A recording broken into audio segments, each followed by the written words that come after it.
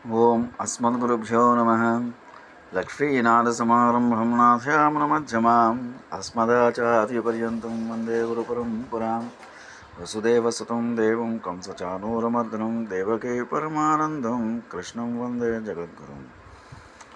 మాతర్నమామి కమలే కమలాయతాక్షి శ్రీవిష్ణుత్కమలవాసిని విశ్వమాతః క్షీరోదజయ కమలకోమల గర్భగౌరీ లక్ష్మీ ప్రసీద సదనం నమతాం శరణే. ప్రియ భగవద్బంధువులందరూ నమస్కారం. ఈరోజు విష్ణు సహస్రం లక్ష్మీ అష్టోత్తర సహస్రనామంలోని 51, 52 నామం పద్మిని. ఓం పద్మిన్యై నమ అనుసంధానం చేసుకోబోతున్నాం. 51వ నామం పద్మిని. ఓం పద్మిన్యై నమ. ఒకటి ఉత్తమ జాతి స్త్రీల్లో పద్మిని జాతి స్త్రీ రూపంలో దేవి. ఈ దేవి పద్మిని జాతి స్త్రీలో లలామ. 2 పద్మములు సమృద్ధిగా గల తామర కొలను పద్మిని రూపమే. 3 వేద పదములు సమృద్ధిగా గల పుస్తక భాండాగారం సమస్త వాగ్మయం పద్మిని అనగా వాగ్మయీ కన్య. 4 తాం పద్మినీమేమం శరణమహం ప్రపద్యే. పద్మిని రూపిణి లక్ష్మిని శ్రీ మహావిష్ణువుకు ఇచ్చి వివాహం చేసినప్పుడు వ్యాసమహర్షి రచన పద్మాం పద్మ విశాలాక్షం పద్మనేత్రాయ పద్మినం పద్మజాదేశితః పద్మనాభాయ విద్యదా శ్రియం. కల్కి పురాణం 2.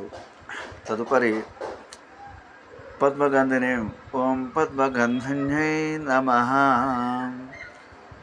జగన్మాత యొక్క శరీరం నిత్యం పద్మముల గంధమును నలుదిక్కులకు వెదజల్లుతూ ఉంటుంది. వేదం అనే పద్మగంధముతో మంచి సువాసన కలది. 2 జగద్గురువులు శంకర భగవత్పాదులు భారతదేశంలో నలుదిక్కుల్లో 4 పీఠములు స్థాపించిన. 4 దిక్కుల్లో 4 వేదములు 4 పుష్పములంగా చాందోకోపనిషద్ వర్ణన. ఆ వేద పుష్పగంధం నలుదిశల్లో వ్యాపము చేయుటకు 4 పీఠములు అవతరించాయి. అందుకే సాక్షాత్ శంకరాచార్య అవతారమైన వేద పద్మగంధమును ప్రపంచమంతా వ్యాపించిన మహోపకారం చేశారు. 3వది గం జ్ఞానం దదాతీతి గంధిని. వేద పదములో జ్ఞానమును ధరించినది అనగా బ్రహ్మజ్ఞానము అనే గ్రంథము ధరించిన లక్ష్మి పద్మగంధిని అని కీర్తించబడుచున్నది. వేదలక్ష్మి కోరబడుచున్నది. 4 గంధిని అంటే హింసించేది. దేవి యొక్క ముఖ పద్మగంధంతో సాధారణ పద్మం గల గంధం హింసింపబడుతుంది. పీఠామంభామయం ప్రోక్తం బ్రహ్మవైవత్ పురాణం.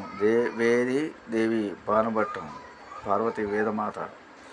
5 అర్థం సూర్యకాంతి వస్తే పద్మం ముడుచుకొని పోవును. అప్పుడు పద్మగంధం బయటికి ఉందా హింసించబడుతుంది. అట్లు జగన్మాత పద్మను హింసించు సూర్యకాంతి రూపిణి గంధిని.